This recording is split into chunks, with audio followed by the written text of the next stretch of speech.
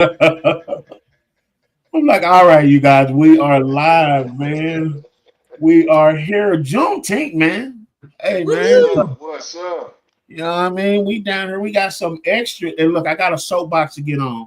So y'all let me get my soapbox 2 or 3 minutes, and we can keep it moving. But this is the Unfiltered Kings of the Queen podcast, where men and women talk to each other, not at each other, man. We've been chilling over the summer, man, doing some great things, ramming up for season 4.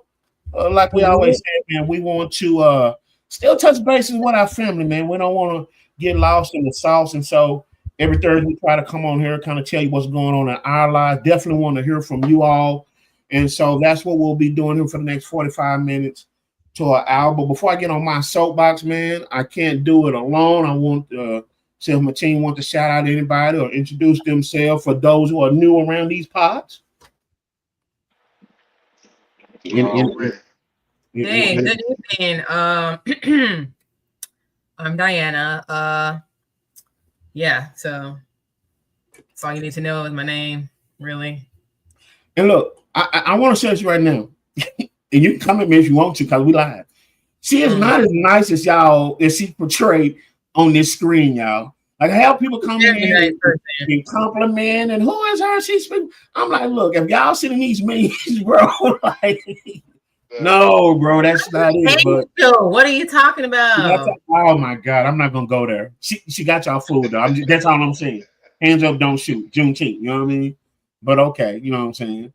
But with that being said, man, we have to have the queen in the house, man. She brings a lot to the table. Yes.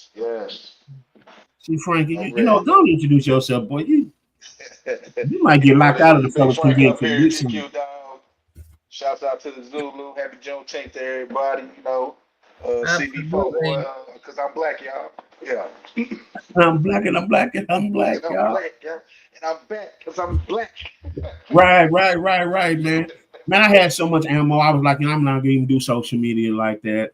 They've already, I think, either I got hacked with my TikTok or something, and I don't have access to that. So I kind of understand what people feel like now when they, but I'm just like, you know what? Damn this account. I'm like, it is what it is.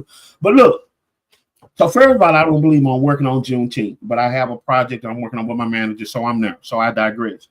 So I'm sitting at I'm on campus today. And so I'm sitting there and I'm looking at this stuff, you know, they put on these monitors and whatnot celebrating Juneteenth. And I see on there they say Juneteenth is the day that the Emancipation Proclamation ended slavery in the United States. And yeah, if anybody know me, I'm a history buff, the right type of history. And I'm just like, I'm sitting on my skin boiling like the whole reason why June 19th is important, because we didn't get the damn memo. That We part. didn't get the damn field. So no, it didn't Two end, years didn't it? after. Two Right. You know years what I'm after. saying? Y'all got 2 more years plus.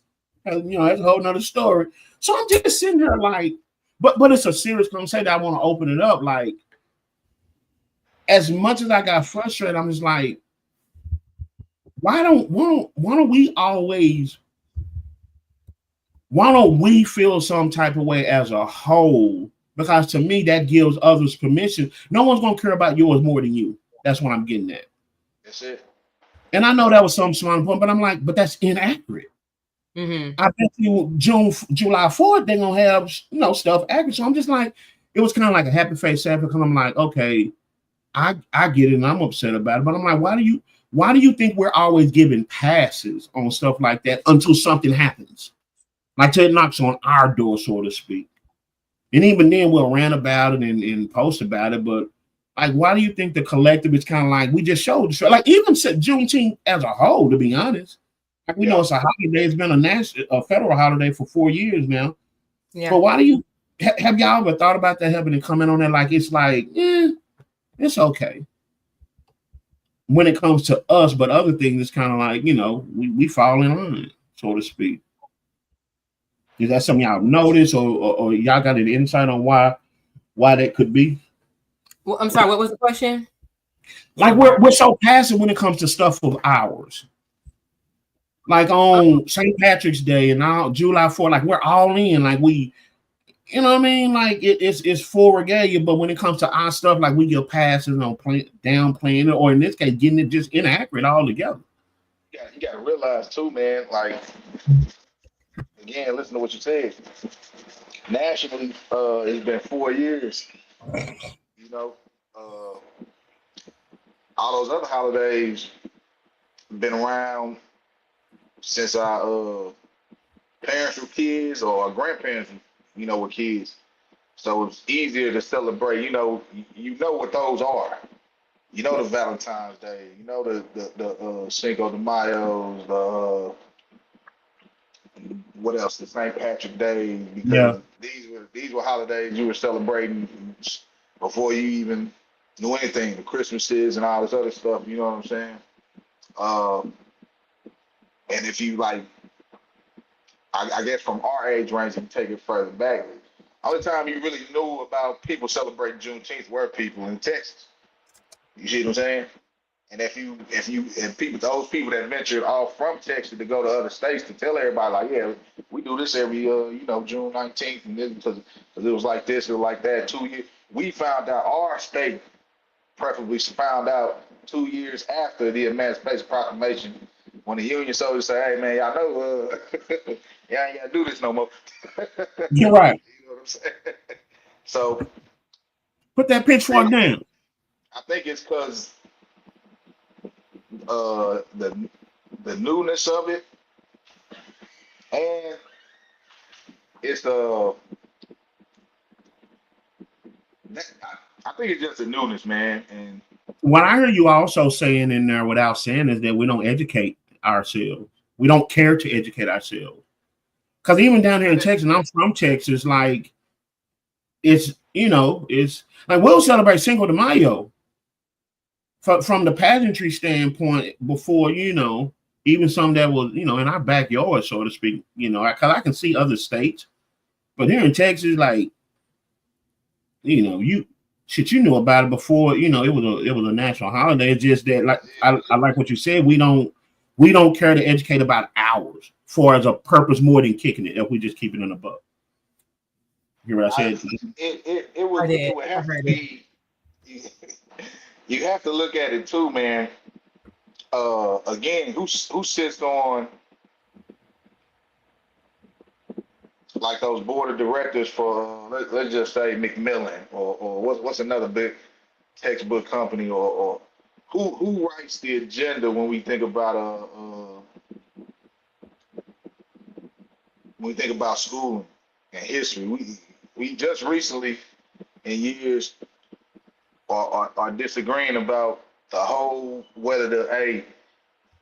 we need to talk about that versus we need to talk about that because it's history type conversation. So I'm not even gonna blame this on us. Because some stuff you don't have to dig deep, but it seems like other history aspects you do have to dig deep, and it shouldn't be that way. History is history. You know what I'm saying?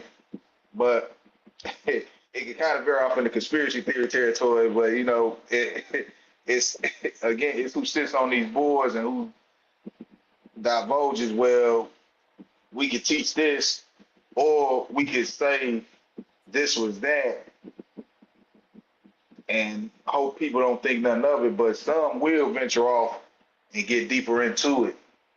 It's just like we talked about Martin Luther King, the nonviolence approach, this and that. Nah, that wasn't his only approach. But yeah, some people like quoting that better than other approaches because, hey. but I think it still has to. And I'm not telling everybody to go out and buy the Seeky or how to do what they do, right? But I'm like, I think even when you talk about education, I mean, not to get so deep off in that, but that's gonna go. You know what I'm saying? So until we make it important, like when DI came in, touched everything like Black History and all that. But I'm like, but who says that even if they take that away, if our history not important to us, like, no, true enough. You know what I'm saying? It's like, okay, you got to think of it like this. Like Dr. Umar, like we still waiting on the school, no knock on that, but it would be nice if you can have a school like that, like what he preached, you know what I'm saying? And hopefully it's still, if he can get things fixed or whatever he needs to do and get it up and running. But you need stuff like that. Now you gotta look at the long when you get stuff like that. Like let's take Prime for instance. Prime had all those people, in the school, had a set curriculum, but come to find out, a whole school board said, "Nah, man, that curriculum don't work." So now all these kids that went to this school, did this curriculum, how that curriculum was suited, just for a whole school board to say, or whatever commission it was to say, no, that ain't gonna cut it. Some of them couldn't even get to college. Some of them had to, shuffle around, do whatever they had to do. These are the obstacles, and it goes to optics. These are the obstacles you have to face if you're willing to, put something out there. Not saying I don't know what history curriculum Dion had, but I'm just saying when another influential black person sees that, like, man, I might get met with the same resistance. Yeah. You feel what I'm saying? So what good is it if I start my own textbook? Yeah. Because you got to think of it again. Not only do we need it, but guess what? You still got to think on the aspects of business and then being a competitive market. So, and these big juggernauts do not mind squashing a tiny insect. So let's say, James, we bumped our heads together, me, you, Diana. We gonna make a history book, and we gonna have our history in there, this other history in there, and we ain't gonna skip nothing. We ain't gonna miss a beat. And then we go shoot that thing out there. It's getting some traction. But again, you got this big juggernaut. Like, nah, man, that ain't gonna fly. Yeah. It's like hitting. They like literally like the saying, killing a fly with a sledgehammer. You know what I'm saying? So The queen. And again, it's the optics. When somebody else sees that, guess what? We good. Right. Now you've been kind of silent on this, you know what I'm saying? AKA Frankie going in. You get what I'm saying? Like I was trying to like figure out when I can like double dutch. You know what I'm saying? Jump myself in there, but like there was no leeway for me to get in there. So Frankie was spinning around, crossing. Don't do. See Frankie, but you always take up. Say y'all got a little dose. I was letting him of what we deal with behind the scene. But go ahead, Dan. I like Exhibit A. I like that. Whatever. Mm-hmm. Okay, so what I'm gonna say is I personally look at it as generational conditioning, right? Because a lot of us were raised like on this silent lesson of like, don't rock the boat, don't draw too much attention, just survive. Like this whole thing goes back to slavery and Jim Crow. Yeah. Just like even just speaking up in general could get you killed back in the day, right? So that survival instinct kind of got passed down from generation to generation, and most people just got complacent and are kind of fearing the confrontational part of what it could bring. You know what I'm saying? If they were to rise up and make noise, essentially about the scenario. Another part of it, I believe, is we're just exhausted from having to fight. You know what I'm saying? We've been fighting for so long for like our rights, for justice, for equality, and some people are just tired. And it's unfortunate, right? Because you would think that we would want to still kind of be in the fight, but the mentality of a lot of people nowadays is what's the point? It ain't gonna change anyway, right? Yeah. Just like with voting, you get what I'm saying? The same concept applies, so it's just really, really, really tiring, right? And then there's also things that distract people, right? You know what I'm saying? So we're here in a world where violence, oppression, and injustice are constantly on display, right? But so is entertainment, gossip, and distraction, right? So the constant mix of trauma, right, and trends equates to what? Numbness. So, you know what I'm saying? That's also, I think, another part of the dynamic too. And then my last piece of that is fear of being the angry Black person, right? You get what I'm saying? So there's still pressure to be acceptable, right? Especially in white spaces or professional settings, right? Some people shrink their voices to avoid being labeled as aggressive, difficult, or just too much. So instead of speaking up, they stay quiet to keep their jobs, peace, or relationships intact. So, yeah, you know, no, that's whatever. Just so much in there. Those are excellent points, and that's why I want to kind of approach it into like just getting a thought process, because I think a lot of times we're quick to label things right and wrong instead of the nuance of understanding. Because I remember watching on my frat brother a podcast, Roland Martin, and he was talking to some young activists, and one of the ladies on there, shout out to Delta Sigma Theta. At first, people were coming at her until he allowed her to explain, and she made a lot of sense. She said sometimes, everybody look at the youngsters and why they're not. Some of us are just tired. Like, it's exhaustive to show up in a space, whether or not the masses you're representing is going to show up. And then number two, how long are you going to stay until someone comes and join you also? Right. And I thought about that. I'm like, to your point, over the years, it's like, it's easy to say, well, we don't do this because of whatever. But I'm like, man, it's 2025. And I think most people don't even realize what the government is doing now. Like, DEI has literally wiped out our history from almost everywhere now. And now they're, taking it out to schools altogether, And so I think that's the reason why, to make a long story short, because I don't want to stay on this too long, is that when we do see it, I just wish those of us who aren't tired and don't fit up under some of those things like Dana said, which are real, right? Trauma is real, that we speak up, at least have the conversation, because let's go on the flip side. That trauma don't bother us when it's St. Patty's Day and that restaurant has got a drink sale and we go and spending our money and resources and our friends. Like, somehow that trauma don't bother. And there's nothing wrong with people celebrating their nationality. Cinco de Mayo, well, we find a way to deal with that trauma to go. So I think some of it also is that if it's not kicking it, if it's not fun, if it's not in that level of entertainment, then it's kind of like it's not our thing also. Which to me, I think that can be damaging if you have no one. Could you imagine if Martin Luther King just wanted to be a preacher? He could have been a successful preacher in Atlanta, right? Like he grew up in a very affluent neighborhood. Where are the ones that at least, step up? You know what I'm saying? Because if everybody turn a blind eye to it, to me, long story short, it just gives them permission to say, okay, let me just take it away. And no one's doing anything, no one's saying anything. So it's like, okay, no one's using that. Kind of go back to Frank.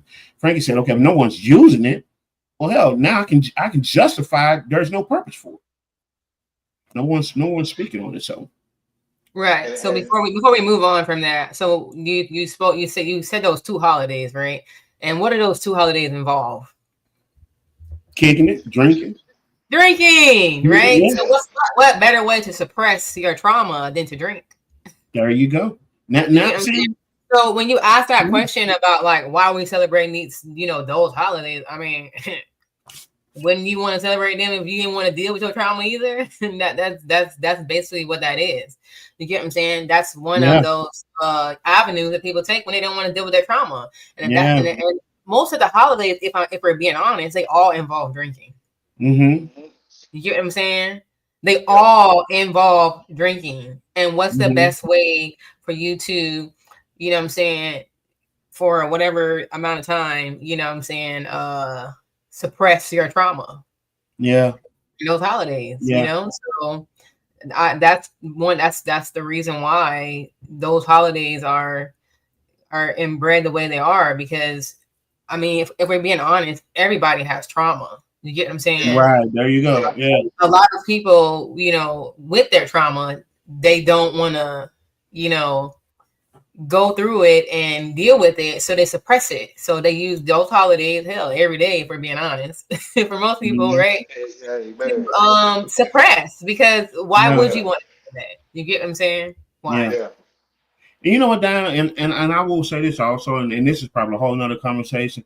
I don't think we as a people as a whole see the significance of us being a part of history.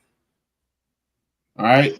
Like we really think of history of something has to be big and monumental and whatnot. But if you go back and study, even the people we celebrate now, in that moment, I was watching Alex Haley talking about how he followed Malcolm X around. Like he was like Malcolm X was just in the moment. Like he wasn't the Malcolm X we see. He was being himself. Like he'd go to the hood and run up on youngsters, and he saw the significance of him being a part of history by being himself. And I think with us, especially in the day and age of social media, I don't think a lot of us consider ourselves a part of history to even do anything significant other than, well, kind of like you said, I'm just going to take care of mine. It ain't bothering me. And it's like, yeah, but eventually our history is going to die out because we can't keep talking about Martin Luther King forever, right? Like, no disrespect. Carter G. Wood, like, why don't we see ourselves as a part of that history, one day? I think those guys, man, and not that it might be true today, but the think tank per se around those great people, man, that's where they were able to vent and get out their frustration about well, this certain group of black people ain't following us. Well, we need to get this certain group of black people because if they got more of this, the think tank those guys had around them, man, the Angela Davises, the Huey P. Newtons, Martin Luther King, even Malcolm X. And man, amazing because those people around them were able to help them hash out the disparities that probably today some of these, again, go back to what the angry black person trope. I would say our think tanks weren't like back then, and then it wasn't like back then also because you got social media, so everything is recorded, kind of like 24/7. Those guys had a moment to just like, ain't no cameras around. They either sat in the churches, they sat in the buildings they bought to strategize and figure out ways to do this and get people to rally behind them, yays, nays, and all this, and were able to come and confront people better because everything was hashed out behind scenes. I think nowadays there is no behind scenes because everything is at the front or for scenes because everybody wants to show like, hey, look, I'm here, I'm there. Now, sometimes you need to sit back, strategize before you even get your message out. You know what I'm saying? And genuinely, the torch has to be passed down. But I think sometimes too, and this is maybe a shameless plug, but I'm like, I think because of the resources we have and access we have, it affords us more opportunity. Because in all honesty, and I'm not saying this because she's a part of our team, but if you go and look at Diana's page on her TikTok, like she's saying some real revolutionary stuff that helps people with real time. What I'm doing and I'm using an example, because we today will never put Diana in the light of these people because we still just have this fairy tale affinity to these people, right? It's not so like you said, Martin Luther King. It's not so much of what Martin Luther King did. It's just I have a dream, but nobody know. Like Martin Luther King was so militant in his thought process, like right, like you just capture that one thing, and I think now trying to hold down up to that, well, it was already this small. Right. Like there's no nuance to Malcolm X. Malcolm X, as much as he did, he was still in the hood telling people, hey, this is what you need to do. Running up on youngsters and gang members at a time when, man, anybody else would have got shot for doing that. But if you just know him for Plymouth Rock, we didn't land on Plymouth Rock, then up. We start off so small, even with these people, they're only big because we've said it so much. Right. I've had a dream ourselves so much, so that's what make it big. It's not the understanding of them in their totality, right? And Because in all honesty, Malcolm X and Martin, they were two peas of a pod. They just didn't know it because of fate. And that's Right. what we put together. It's like, so it's a long nuance, but to me, you have people now, you know, such as the dining, hell, even some of the conversations you and I've had, like we don't, like I want us to look at that mold looks different, but it's the same. And let's celebrate that the same. Like let's give the Dianas of her props, you know what I'm saying? Because one day when you look 10 years from now, when Malcolm X was giving his speeches, didn't nobody think in that time that 10, 20 years from now, wow, he's ahead of his time. So I'm like, well, we got Diana here, and I'm just giving that for example. Do we recognize that we're making history now? And is it hard for us to just give her flowers? Because and this is no disrespect. But if she was on social media showing up behind and all this stuff, guess what? She'd have 1 million likes. That's us. We you know what I mean? We gotta own that, right? It's are we just wanting to be entertained? And that brings it full circle. Like even days like this, Juneteenth, when I'm off, let me buy. Okay, hang out. I ain't kicking nobody down for having fun, but it's another side. Like we gotta have that conversation. There is a purpose. Everything can't be about kicking it, right? Like, you know, our leaders wouldn't have never made the process they did if they adopted that mentality. And I think sometimes just taking us having these type of conversations and being honest, just look at ourselves. Like, let's, you know, I'm not judging nobody, but let's just take a look at ourselves and say, what can we do to own our little part? Yeah. You know, and that's Diana said something interesting, and I call it middle of the pack mentality. If you think about it, all races do it. Because again, you want to keep your head down, you want to keep moving. It ain't happened to me, so hey, it ain't my problem. It's that, and what people don't realize is the middle of the pack is the majority of the world. You know, when you see these guys that we name off, even the guys that you think bad, those are just like a few percentage. If we going bad, you talk about the Hitlers, and then we can move on to the Gandhis or the Mother Teresa's or all our black leaders that we know about. These are like a few percentile that actually like, I ain't gonna stand in the middle of the pack. And I know you getting on me for jumping out of turn, but hey, you'll thank me in the long run, because guess what?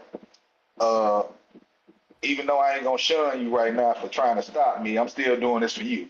Right. And that's why the torch has to be passed down. You're not gonna get everybody with it, but you are gonna find that few percent that's willing to, hey, yeah, let me take what you said and let me keep moving it forward. And I think that's the thing. And the hardest part about today is trying to rally behind somebody, because everybody has that mentality of, man, it's been like this. But since the existence of the world, there's been wars. So I mean, what you're saying, somebody still gonna have to stand up and fight. Okay, if you don't want to be you, that's cool and fine. But somebody's gonna do it for you and for your benefit. So if you feel like standing in the middle of the pack, that's cool. But there's still somebody out there fighting for you to stay in the middle of the goddamn pack and keep on trudging. You know what I'm saying? I think the nuance to that, if I could add one thing to that, is that usually, and we're just talking in the grand scheme of things, right? Usually when other nationalities come to the middle of the pack, it's to rest, it's to benefit and move on. I think we have come so far of just want to overcome that when we get to that resting point, it's like Dan said, shit's better than where I came from. Because think about it, and we ain't going to, I don't want to go off on tangent, but even when it comes to our entertainment, even when it comes to our culture, middle of the pack, shoot them up, women with big asses. But when they come to it, they're not resting it. They're just coming to kind of pick up, but they go back to their higher self. They know themselves, right? You should, like, for example, I was sitting watching. I could usually catch up on my sports through YouTube, watch clips. And then something hit me, Frankie. All of my sports clips, if I watch them long enough, and let me preface this. This is not hate or anything I'm saying. This is just giving props to. At the end, Asian people will come on. And I'm like, why is that? They're getting paid for you watching what you like. Mm-hmm. Wait a minute. And I'm not hating. I'm like, so they're taking some that they know we like being entertained, but they making money from it. We just want to be entertained. That's a different mindset. And I'm not hating on that, but I think we are so quick to what y'all saying. Well, that's okay. We're just one of the biggest insults I think that people say about Black people that they think mean well, and y'all know me, I'm big on words. We're just a forgiving people. No, everybody should forgive, but why we got to be forgive the shit that shouldn't be? That's not a badge, right? Like, no, everybody needs to be forgiven, but why are we taking on that moniker kind of like Dana said, well, I just better be happy that I'm here. No, I don't see anybody else. You know what I mean? Like, no, I'm not that forgiving. You know what I mean? Say something, I say something right back to you. You know what I mean? But it is, you know, to Dana's point, over so long over time, we've been entrenched with this, and so to me, I didn't want to take this long on it, but I think every once in a while it's just good to have that conversation. Hopefully, we can kind of, you know, shake the leaves, so to speak. Dana, go ahead. Yeah, so I have one more thing, right? So, and it's to both of y'all points with, you know, essentially why we're like that too, right? So the other part of it too is we've been taught to compete and not unite, right? We all know that, you know, if it's one thing we gonna do is not make sure the next person get to where they need to get to. We don't ever want anybody to be doing better. When I say we, I ain't talking about me. I'm throwing me out of that equation. But people just they don't want you to be better than them. You get what I'm saying? They either want you to be on the same level as them or below them. You get what I'm saying? Divide and conquer runs extremely deep in our community. We get caught up in individualism, you know what I'm saying, image, or just success in general, and then we forget about the real reason behind it, which is the movement. You get what I'm saying? Yeah. So it's just competition all over the place, and the part that we need for even days like this is unity, and we ready to go turn up and barbecue. You know what I'm saying? And do other things that, you know, which is okay to do, right? But like, what's the real reason behind today? You know, see, this is why we have the queen. Like, this is you're getting a little peek into our meat. Like, seriously, like there's so much nuance in what you said, and to me, like I feel bad just leaving it out there, because if it's just one person out there who gets it, if we drill that down, it goes back to something we always talk about on this podcast: emotional intelligence. Absolutely. If I do not have a high level and understanding of myself, my world becomes that. And it gets to the point, and I put some on social media, I forgot how I put it. I will even get upset if you don't interpret your emotions like me, because I want to feel that I'm high emotional intelligence when I'm really functioning my low emotional intelligence. So instead of me just learning my emotion and coming to a higher level of understanding myself, I will make you wrong just so I can stay in my comfort zone. And so when you have a lot of people like this and you're talking about the masses, just think about that approach. Because we didn't just change, right? A metamorphosis from our past to now. Like, we're the same people. We have some of this stuff in our DNA. Some of this we have to really look at. Are we making a conscientious decision? You ever been around someone who's wrong, know they wrong, but just don't care because pride? Absolutely. Too many people. They will be willing to lose you. Yes. I know you're right, Dan. Just to make them feel like they're right. Yeah. But look, my pride, and it'll be long after. I'm just keeping a buck. It'll be long after that they pride will hold on to say that I will be willing to lose the very person with all the things that I said I want, but because that's going to take me out of my comfort zone and make me grow. And I think that inner turmoil with us from an emotional and intelligence standpoint, I think we don't deal with that we deal with the effects of it, right? Like okay, like, and I hate bringing this up because I hate talking about this topic, but for an example, Sean Combs. See, we love talking about, and even that's from an entertainment standpoint.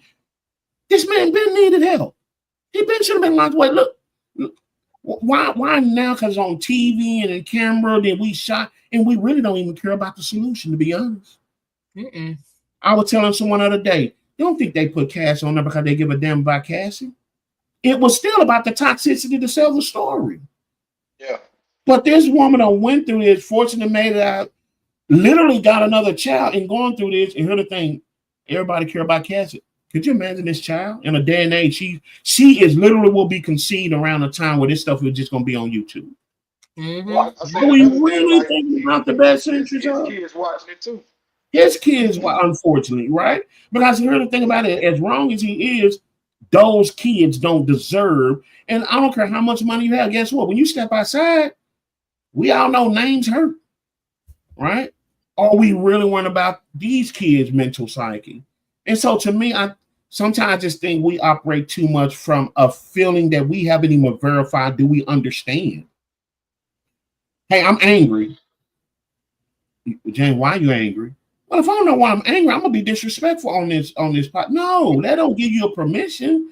You need to find out why you angry and still monitor that. And I think a lot of times we operate all in none. Happy, kicking it. Oh, don't worry about it, man. You tripping, you being too serious. Or is the one that's so serious, like, damn, get some nuance in there, right? I just think we just gotta care. We gotta care more about the issue than the emotion. That's what I'll say. I think a lot of time we care more about the emotion of self, that Diana can say something that's truly right and right on point, but because she's indicting me, or my conscience is indicting it myself, I'll just make her into a bad person because it's just easy. Yeah, because that's where the lack of accountability comes into play. Yeah, you know what I'm saying.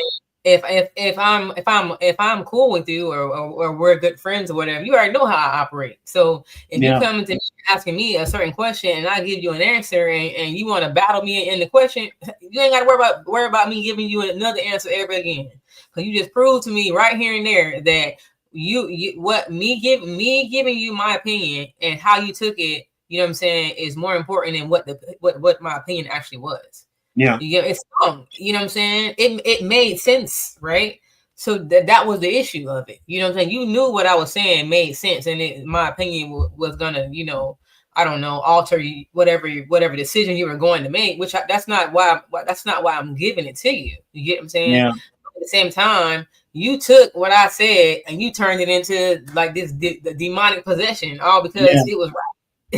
Yeah. You didn't like it. Or like we talked about too, they just didn't want to hear. Yeah. Absolutely. And that's normally what it is, because what they want to hear is, oh, everything you're doing is correct. Please don't change anything about yourself. Keep doing exactly what you're doing. You know what I'm saying? Yeah. They want to hear that. They don't want to hear the real spiel of like, hey man, you know what? That really was kind of jacked up. You probably shouldn't have done that. But that was just too much sense, because then now they have to look at self and be like, oh man, I really didn't think this through, Yeah. I don't think we talk enough, as much as we talk about emotional intelligence, I don't think we talk enough about the detriment of low emotional intelligence. I think we're so passive about that. It's kind of like, again, until we see the tragic endings, people going out killing people or blowing up some or run up in the school. Like we see that and like, oh, why different? But I'm just like, but we're so passive about people with low emotional intelligence, and we just give passes to ourselves to where we can just, if I feel like it, then it's right. Like there's no more gray area and nuance anymore. Yeah. And a lot of times, I saw a video that Donna talked about, we tolerate it a lot of time because we want to be cool or because of a title. And I don't think we really take the time to realize how dangerous it can be. Say it again. I just said, like she said, we don't want to rock the boat. Right. Yeah. Well, we rocking the boat now. Absolutely. Yeah. Every boat again. Right. So think about it. If we do this on a normal basis, it goes back full circle. We will never get to the bigger things. Like you think about someone again, like Malcolm X. Malcolm X was a pimp, was a hustler, but even he had to look himself in the face. Juwan, what's up, man? Yeah, even he had to look himself in the face. So again, let's not act like this is different or whatever, but he had to look himself in the face, man, do I still want to be this type of person? Even when I'm now going telling the people who saw me do it, run with me, I'm telling them not to do it. There still was a level of accountability. Mm-hmm. And I think in this day and age, because it's like our emotions give us past it. If I want to feel that Donna done me wrong, mm-hmm. It don't even have to be the fact, but she's right. It's not even personal. It's just the fact of I feel, right? And I think that's the thing, why I like talking about emotional intelligence. Like a lot of times people think it's just being able to identify your emotions, but it also goes to a step further. Is that emotion warranted, right? Now I may say something, and there has been posts I've seen where like, damn, that stepped on my toes. But I got to ask myself, why? Well, if it's the truth, thank you. It's not, I'm gonna unfollow her. Like we're too emotional, man. And I hate saying that because that's not to downplay any emotion. Upset, man, whatever emotion is valid if you feel it. But we have to get to the point where we get better in owning the responsibility. Is it warranted from a negative or a positive standpoint? What we do, we label the emotion positive or negative. No, there's no such thing as a positive and negative emotion. Sad can be positive. Upset can be positive. It's our actions on the emotions that makes it negative. I can be mad at Diana to the point where it can be positive. Hey, Diana, man, we cool. Let's get to it to get through. We need to fix this. When I'm using my madness, if I'm using that word correctly, in a positive way to fix our communication. All right. So the emotion is not positive or negative, it's how we act on it. But I think some people just stop at that point. If I feel it, it must be justified. And I think that's very dangerous because now no matter what Dana says, if I can use that same analogy, it don't even matter if she's right. Until she gets in my head and accept my way of thinking, I'll throw her away. Let's see what Juwan said, man. Appreciate you in here. I say if it rattles you, it must be some truth to what the person is saying. If not, we would let it roll up. But if some people even train their conscience to feel that, Juwan, because that's a true statement. Usually, if it stings you, it's a truth somewhere. You know what I'm saying? They say if there's smoke, there's fire. But a lot of people, Juwan, to your problem, they indict that. So if Donna tell me my truth and it indicts me, you make me feel bad, Dana. Mm-hmm. No, you identifying that you're wrong makes you feel bad, and you need to make some changes. So yeah, you're absolutely right, man. If it does rattle you, bother you, if you feel some type of way, I've usually found that there's some truth in what the person's saying. That's probably a conversation you need to go ahead and have instead of avoid. It's just like on social media, right? You put a post up and then somebody DM you. Is that post about me? Well, if the shoe fits, wear it. Right. What? Then you gotta scroll through the post to try to figure out what post they even talking about. Cause like, dang, what do you mean was the post about you? I was just posting some stuff. I was just posting things. Dang, but yeah, please wear the shoe. Please. You ain't lying about that, man. You ain't lying about that. Blows my mind. You know what I'm saying? Like, what are you talking about? It was just a post. Like this day and age, social media has become reality, and it's so crazy because it's like you could put on there like, oh man, I'm so hot right now, and it's because you ain't got no AC, right? And, in your crib, and they thinking that somebody done made you mad. Man, who I gotta go mess up? What? What are you talking about? I ain't got no AC in my house right now. I'm literally hot. Yeah, I don't know what happened, man. My screen just went blank. But I think we talked about this in a podcast before. I think that's one of the most underutilized concepts in any relationship, parent relationship, loving relationship, boyfriend, girlfriend, husband, wife. When you have someone that can see you're wrong and they try to come to you to help you be a better person for yourself and to help strengthen the relationship, we so quickly blow that thing up. And what gets me on the flip side, when we get someone who run game and whatnot, and then ultimately that relationship gets toxic, we mad at that. So it's like, think about this. You don't want the truth because the truth too hard. Right. So that person's bad. But when someone's lying to you and you eventually find out, well, that's wrong, man, at some point in time, we got to look at ourselves. And I think that's one of the most underutilized things in relationships. Is like we want people to say the right things and overlook and downplay these emotions. But then when the accountability comes, like, hey, this makes me feel this way. Hey, I didn't appreciate that. Now we use the opportunity as a laundry lady. Well, I've been wanting to talk to you about it. Now it's weaponized. Like, no, that's not the time for you to shoot back, right? That's time to understand, okay, Dana, where are you coming from? I want to know that, right? Because I want to make sure that this thing, keep rolling till the wheels fall off. But we don't take that opportunity. That's the opportunity. Now we take it and get our sword out and, well, what about this time with me? And it's like, okay, Yeah, and by then it's turmoil because what I've also realized too is communication is key, absolutely. But you know what else is? Comprehension. You can tell somebody till you blue in the face. You know what I'm saying? Throw this mouth. Blue in the face. Hey. You get what I'm saying? Yeah, you done spelled it every which way you can. Every which way you can. Matter of fact, you might have even thrown sign language in there, and they still didn't comprehend it. Hey, I always say it could be civilized too, but just a trigger word. Because it's no way. Sometimes there's no way of getting around saying certain or specific things, but you can say them civilized, or you can say them without having a aggressive tone. But once that word hits, oh yeah, absolutely. But watch this, Frankie. It's still comprehension, though, regardless of whatever the trigger word is. I'm sorry, before you say anything, but you're right. People do have triggers, absolutely. But the crazy thing about it is, most times they don't even know what the trigger is. And you coming up my lane. Here's what I found, and I learned this once I became a life coach. To have this conversation, people think it's demeaning them, and it's not. When a doctor tells me something wrong with me, he's not demeaning me, he's trying to help me. So it's a whole mindset that I have to walk into that doctor's office with if I'm really there for help. Right. And what happens, two things. Most people don't want help.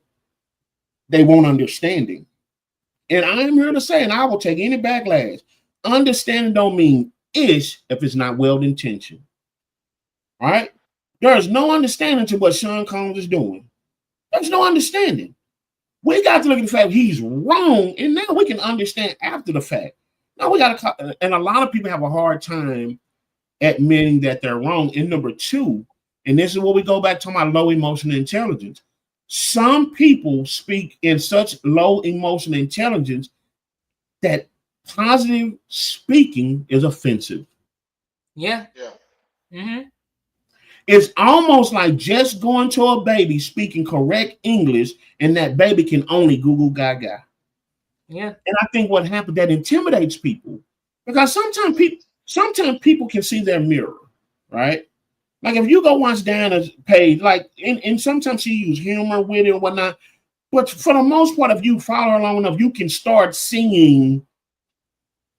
It's like you're not seeing her, you're seeing what she's saying. Right. Some people, that's what convicts them, Frankie. So and I'll take it a step further. It's not even comprehension. I don't want to understand. Yeah, that too. Yeah, the doctor tell me, look, James, you got cancer and you got to lose a ligament. If I don't want to understand that, because I don't want to deal with what's there not to understand, like this is the help. And a lot of time we think help is always will feel good. No, medicine, surgery, all help will not make us feel good initially. And that's why I say the problem is we so far in our emotion, and I'm talking about men and women. We're not talking about gender bias, right? We are so far in our emotion to where if Diana comes and tells me something to improve me, I feel attacked emotionally. And from there, I'm not even looking at right or wrong. She's wrong simply because she made me feel a certain type of way. And that's where the comprehension goes out the window. There's no nuance to where if this doctor come back in the office and say, hey, James, this is got some bad news, and I blow up on the doctor, there's no nuance to the doctor didn't do anything. Right. I walked in here with that. Matter of fact, thank you, doctor, for letting me know so we can get on to the treatment. Yes. We don't have that process because in this day and age, it's easy to throw people away. We keep our material thing. It's so easy to throw people away. And I think that's what's unfortunate. And I'll say this and I'll leave it alone. When I see some people, and I had to look at this within myself. So I'm preaching to the choir. When you find yourself continue getting with some of the same type of person, it ain't the other person, it's you. Yeah. When you will only find your strengths and your weaknesses, and I don't care who you try to be with. They don't change. We think, well, that's just that person. Well, let me go with that person. But if you're honest, it's the same thing happening. Mm-hmm. Maybe later, different way, whatnot, but from a conceptual standpoint, it's the same things. And I think because it's so easy in this world to accept, again, no accountability, I'll always make it about the other people. And that's why when I sit back and I hear people's story, we were talking about this at the Cigar Lounge, and we can give an example. Every single mother is not having a bad father. Right. Every one of them. Nah. Right?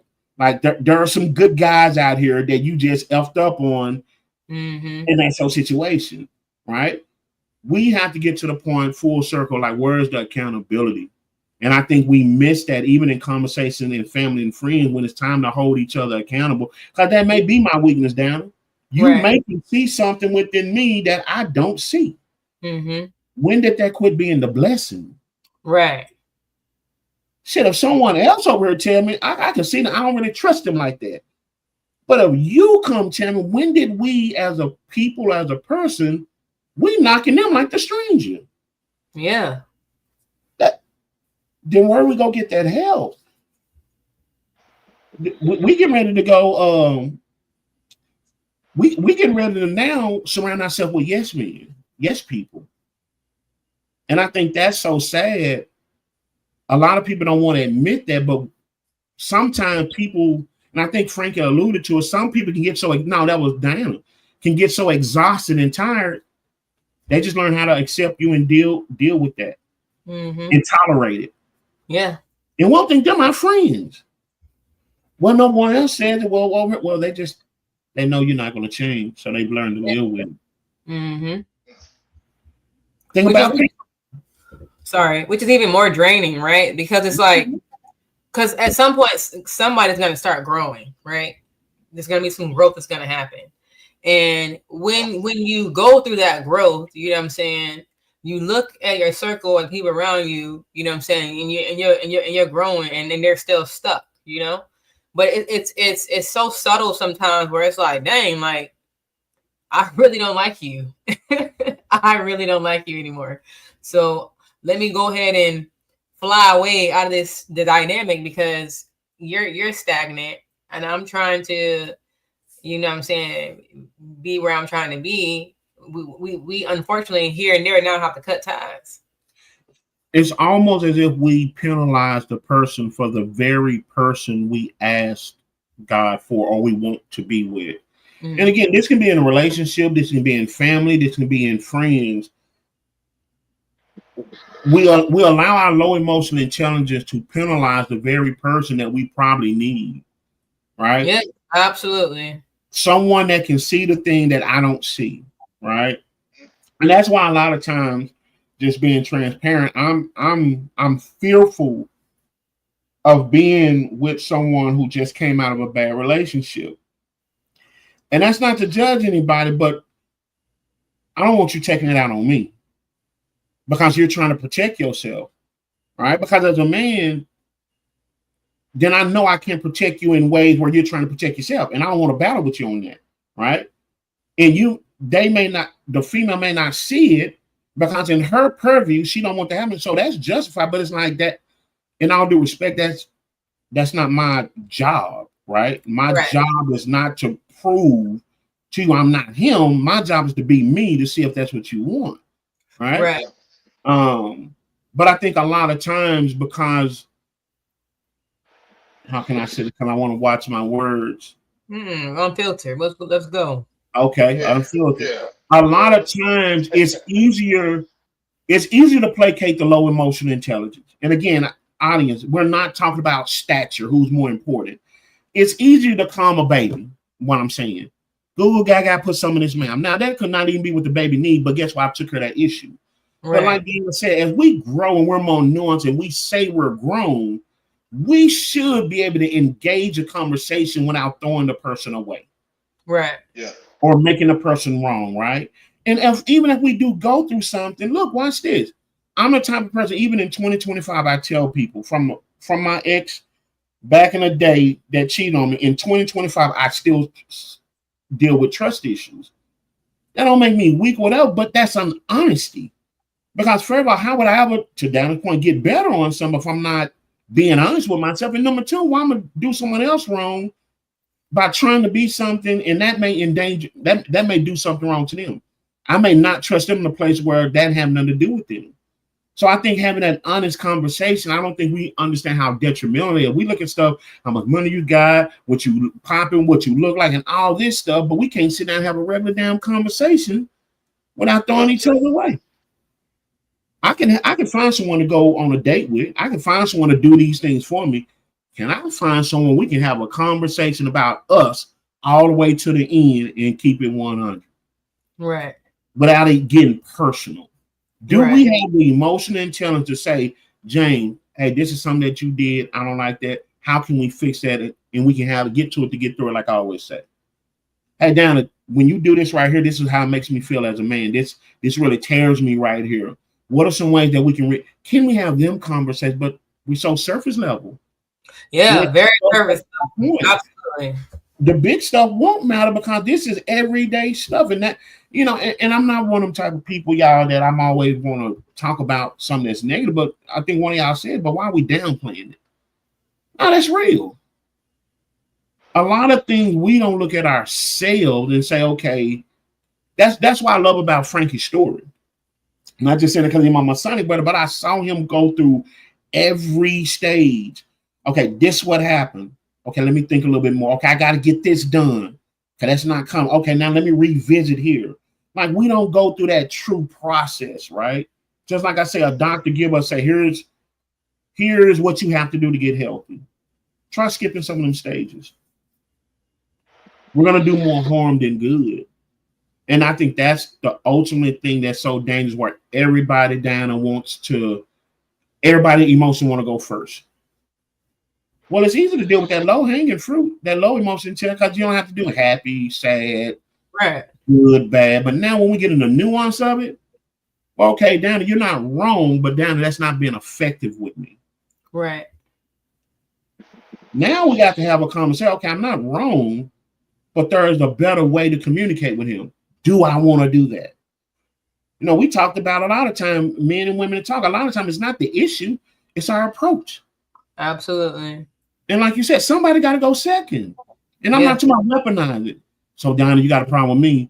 Remember that time about you? Now we keep it score. We're not talking about that. You know what I mean?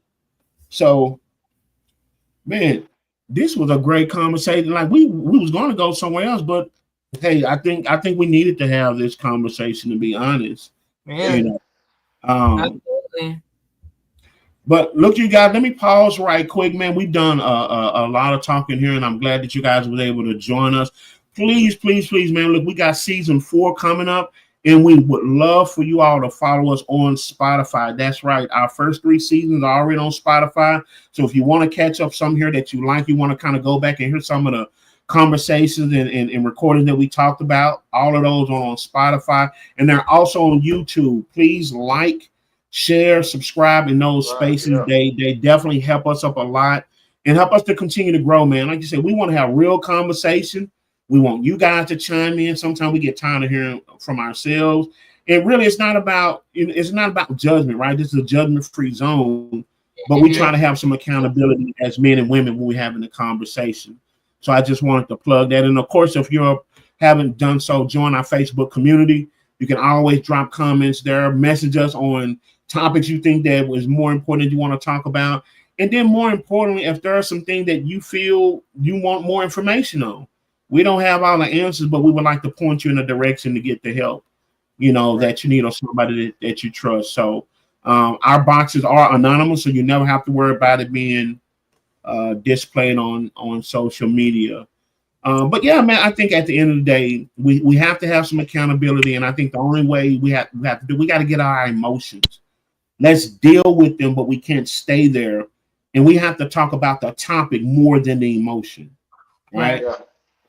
So I think the more we can do that in our smaller communities, man, when we talk about things like Juneteenth on a broader scale, we can bring that mindset up to where, okay, I can't change the world, but I also should just turn my head to it, right? Like, there's always something I can do. Kind of like what Jawan said, if it bothers you, there's some truth there that something can be done. And sometimes that's just a conversation. Yeah. Right? Sometimes that's just a conversation to help. Hey, Dan, I want you just to understand me better on this level. Hey, Frankie, even amongst frat brother or friend, hey, Frankie, this is just how I operate on this. Okay. Yeah. Well, we don't have to do nothing with that, but okay, I now understand how James moved, Frankie, and so on and so on. I'll call him move. Look, with that being said, Dan, don't beat me up when we get off of camera, but I know you wanted to chime in on something. Don't do good and well. As a matter of fact, I'm a log off tonight when everybody else log off. I'm not even staying behind because I'm not gonna give. Say, could anybody put the number to if you've been bullied and cyber bullied? Can you put that in the notes at this time? Because I might need to circle back and refer. I can't even get the lie out. Damn. But no, I know you. Did you see that side head?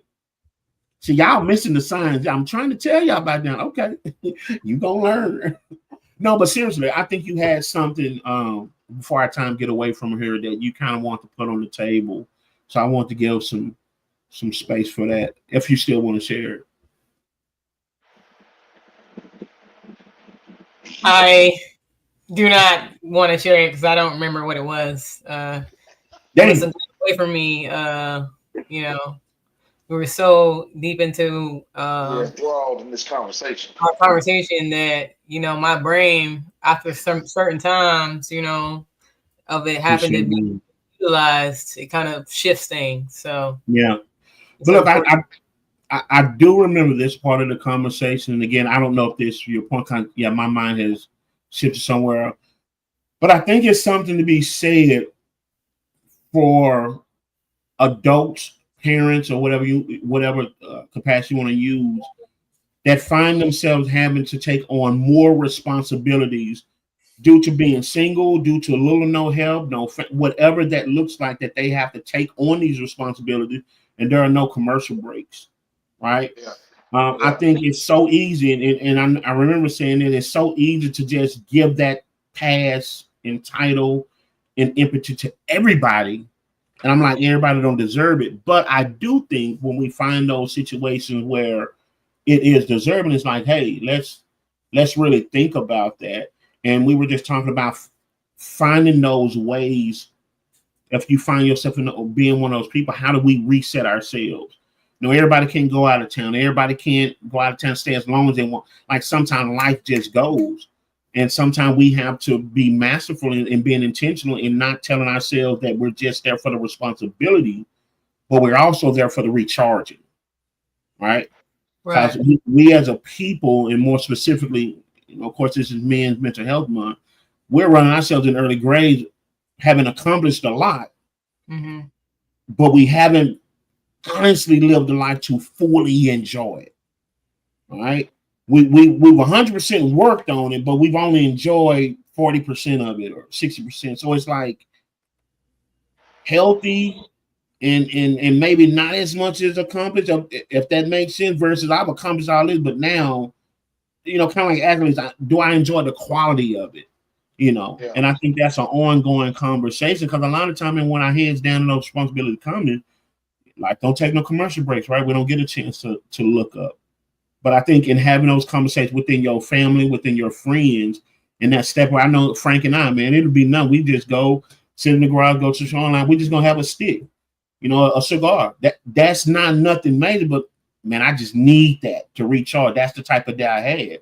I think a lot of time we think, you know, the lifestyle of rich and famous, like our glorious queen here, you know, to one day I hope to ascribe to, you know, if I can ever get in that realm of, you know, air, you know, I'm down here, you know, smog, stinky. But I digress. But no, seriously, it's not about the comparisons, about what can we do and what works for us. But I think a lot of time we do, and I think even Frankie talked about this, you know, when he got the new job, is that transition is like, man, no matter how big or small, I appreciate it. Like, okay, I get to have a weekend. I ain't care if I have nothing to do, but man, I get to rest. You know what I'm saying? It recharges my mind. Sometimes it don't have to be something big and monumental, going out of town, something like that. Like, take care of this right here. That's what I'm getting at. Those responsibilities, yeah, they have to be there. Thumbs up. No one is have to do them. We have to, but we need all this to match. I always say that other things can't function if you ain't functioning. Yeah. And my hat goes off, and I know Diana was kind of sharing just her day, which crazy. Oh yeah. Okay, yeah. That was what you're talking about, my day. Yeah. Woo. Yeah, just to see her and everybody looking, she's smiling one night, and I'm just like, shit, man. After a day like today, you know what I'm saying? Hey, you give yourself that little time for real, right? And I don't think it's something we intentionally do, right? But I'm going back to our circle. Check on your people. Every smile is not a smile. Like, just until Diana, because you understand, we're not in the same state with Diana. But until we start understanding her, like, I'm gonna be honest, like, I could appreciate her on another level. Just being like, oh shit, you gotta, oh, okay. So check on your people that you are in contact with. Check on your circle. Don't just show up just to entertainment. Every smile is not a real smile. Absolutely, there's pain behind a smile. People can be giving you a smile, hoping that's enough that you open that door. Mm-hmm.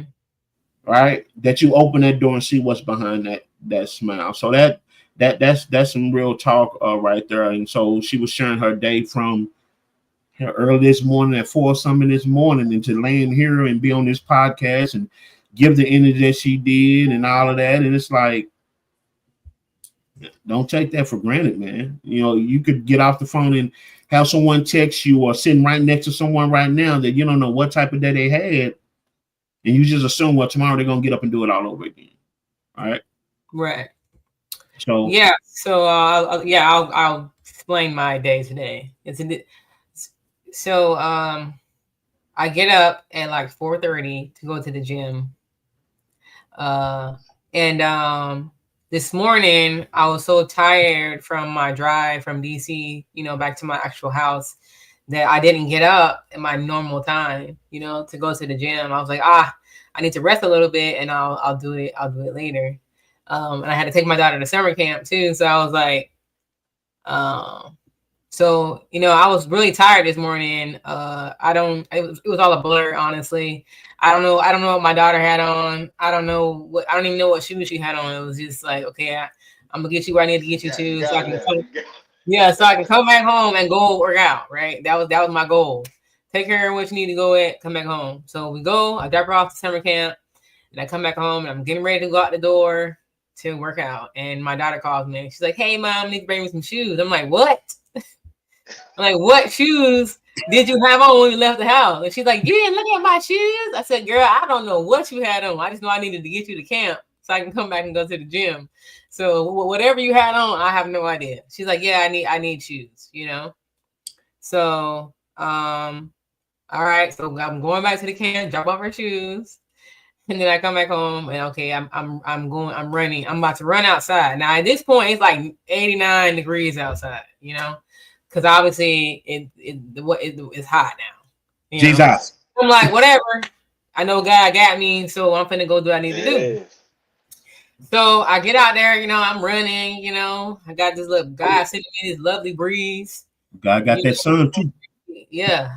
And then before you know it, the breeze is gone and it's just sun. I'm like, okay, God, this is what we're doing today. Like, you must want me to finish this workout, you know? Like, you gave me the breeze, and then you're gonna take it away. Like, what we doing? You know? So I keep going, you know, or whatever. The breeze comes and goes, but it's hot. I mean, I made a post earlier about how a chicken feels in the air fryer. And I did not feel how a chicken feels in the air fryer. And I said I apologize to every flat that I've ever put in the air fryer because that's what I feel. Bro, you stupid, bro. Like, say I'm at work. I had just stepped out of midnight shot. I couldn't. Boy, I'm tears in my eyes, bro. I'm just like, let me close this blow out before I've been and lost my damn job messing with Dan. But here's my thing though. I'm thank you for sharing that, right? Because and this could be another podcast altogether. We have to quit celebrating sending ourselves to an early grade. Right. I can't tell nobody what their priorities are, right? But it bothers me sometimes, you all, when I see people celebrate someone. I'm like, but that's rushing you into an early grade, and we're rewarding ourselves. You know, even if it's trial and error, is there a better way we can do it? Is that worth the risk reward, right? And I'm talking about them things where they become like this. You know, when the days run together, they just look the same. It's just a different location, different person, whatnot. Like, I think we as a people also do a poor job of that more than other people, where we don't realize we've assigned everything. Like, even when you went out there to that sun, now, yeah, like hey, right idea, but this process ain't right. Now, let me go in here and get out this heat. But a lot of times, I think, especially to our parents, right? And I'm speaking to my parent community, like, yeah, we love our children, and, you know, I know good and well I do whatever for James, but the best thing I can give James is me here as long as possible. All right. And so, again, that's not to say what's right or wrong, as we said earlier, but I think having those conversations, what's effective, you know, because when you hear stories like that, and this isn't just one day for Dan, she shared some other things. You know, I let her, you know, at a later date if she want to share that. But it's like, when you really think about it, it's like, man, be fortunate the people that you have around. And number two, man, let's not reward ourselves to go into an early grade. Because one thing we don't see, we see the importance of their responsibility, but what we don't see is the extra days that we're taking off the back end. Because like I said, no matter what shape, physical form, or whatever we're in, we only got one. Like Frank alluded to, we only got one of these, you know, and we don't know how much time that we're cutting off just to get that done, so to speak. When we gone, somebody else gonna be doing their responsibility anyway. Mm-hmm. You know? Yeah. So yeah, that was the point I wanted to make with that. And we appreciate you being here. Seriously. Even though having almost didn't make it. I was worried a little bit, you know, so I text, you know, I saw the group chat, like, okay. But now, come on now, we need you on here. So I said, okay, I'm coming. Hey, now knowing that you hey, watch this, Frank. I'm doing online. Now, you get it out. I can't get it out. She's waiting. I don't want that smoke. She's waiting. Yeah, I don't. That's what I said. You see, I don't want that smoke. I'm gonna let everybody know. Oh no, you don't want to put it on live. No, I'm good, man. We finna go and wrap to the studio. Huh? So I ain't gonna tell you, low key, how I felt that in my chest. Like, I felt a little nervous when you said that. I don't like that. You don't do that in front of the people. You do that when we get clocked out. You know what I mean? So no, but seriously, appreciate you sharing your story, man. You know that, you know, we definitely appreciate you. And really, the moral of that, you all, again, check on your circle. You know what I'm saying? It's good to have fun. Like, you know, we all talked earlier, but sometimes I guess what I'm saying, let's make it normal going that extra mile. Let's go deeper. We don't have to be surface level people. Right. We don't have to be kiki all the time. Like, let's go and step into it, especially if it's something we know we got to deal with. Because everybody have that day. Everybody gonna get their turn. I remember when me and Frank and Carla, when we first started this podcast, man, it was just like ding, ding, ding. I'm talking about bad stuff. I'm talking about job movement or relocating downside. Like, it was just, you know, and that's how the podcast others started on some real conversation. It was like, we ain't together for the podcast. We just got to talk to each other about what's going on. And it was just like so much powerful conversations coming out of there. It was like, oh shit, we need to do this as a podcast. And I think I can speak for Frank, but that's what got us through. Without us even knowing what we were going to do and all that, it was just real conversation, sticks in the air, and it's like, bro, it's your turn. I'm talking about literally, it was just like, even our children, bro, was just like, damn, let's get out the merry-go-round and at least find somebody else to come in and get in with us. So Dana decided to join the merry-go-round, so appreciate you. Appreciate you a lot. But look, you guys, this has just been another teaser, man. We just wanted to kind of reach out to our people, man. Keep in mind that season 4, we are really excited about season 4. We're hoping to have some guests to come along to help tote the conversation. Again, if you haven't done so already, Spotify, please go in there, follow us. YouTube, follow us on YouTube, and then of course all the social medias. Facebook is our home. If there's any conversations. Yeah. And anything you want to add on to the conversation, like again, we don't have all the answers. So if there are some things that you want to add on to, some things, quite frankly, you don't agree with, leave it in the comment. No one's going to cuss you out. Or more importantly, if there are some things that you feel that you need help on or need more information on, you can always inbox us. It's a secure account. We don't have all the answers, but we'd like to at least point you in the direction of. With that being said, you guys have anything else? What's coming up? Anybody got anything coming up?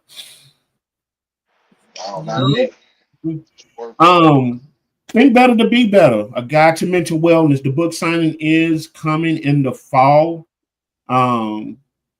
Keep in mind, man, that's something that I'm very passionate about for as mental wellness. So we'll be bringing you that information as those dates and times unfold. But other than that, man, this has been another just a pull-up Juneteenth edition of Unfiltered King to the Queen podcast. Thank you for your time. We're going to try to come back to you again on next Thursday. Until then, man, y'all take care of each other and yourself.